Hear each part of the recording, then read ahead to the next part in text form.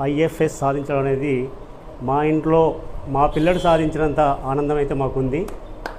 ఎందుకంటే ఉమామహేశ్వర్, నాగలక్ష్మి మేము 1985 నుంచి ఒకే ఆవరణలో ఉండి ఒకే వంట చేసుకొని తిని పెరిగి పెద్దవైన వాళ్ళము.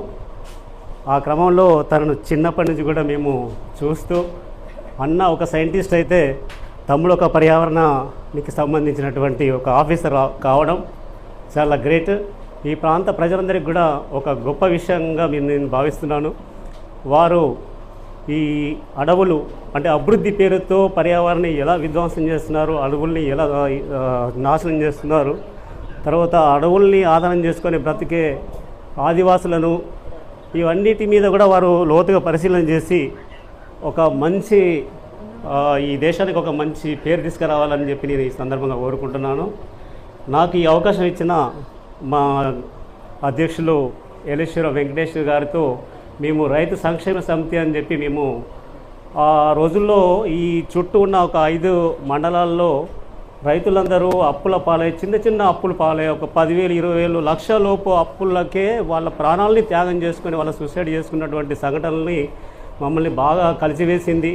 ఆ సందర్భంగా మేము వీళ్ళను తక్షణంగా ఏదైనా వాళ్ళని ఆదుకొని వాళ్ళకు ఒక ధైర్యం చెప్పి వాళ్ళ జీవితంలో సెటిల్ అయ్యేలాగా ఒక ప్రోత్సాహాన్ని అందించాలని ఒక నిర్ణయం తీసుకొని ఇక్కడ మాలాంటి అభ్యుదయ భావాలు ఉన్న వాళ్ళందరితో కలిసి ఒక కార్యక్రమం తీసుకొని ఈ 5 మండలాల్లో తిరిగి ఆ రైతులను గుర్తించి వాళ్ళందరి ఇళ్లలోకి ప్రత్యక్షంగా వెళ్ళి చూసి వాళ్ళ స్థితిగతులను చూసి వాళ్ళ ఇంటి యజమాని చనిపోవడం వల్ల పిల్లల చదువులు ఆగిపోయి ఇంకా రకరకాల ఇబ్బందులతోటి వాళ్ళు ఈ జీవితం మాకొద్దని మిగిలి ఉన్న కుటుంబ సభ్యులు కూడా ఆ సూసైడ్ వైపు చూస్తున్న క్రమంలో మేము వెళ్ళి వారికి ధైర్యం చెప్పి వారికి ఎంతో కొంత ఆర్థిక సహాయాన్ని అందించి, ఆర్థిక సహాయం కోసం మన ఊరిలో ఉన్నటువంటి వ్యాపారవేత్తలను రకరకాల వ్యక్తులను కలిసి వారి సహాయాన్ని కూడా తీసుకొని వారికి అందించడం వల్ల కొంత రైతుల్లో ఒక మనోధైర్యం పెరిగి వారికి ఇక్కడున్న డాక్టర్ల ద్వారా హెల్త్ కార్డ్స్ కూడా అంటే వాళ్ళకి రకరకాల జబ్బుల పాలు కూడా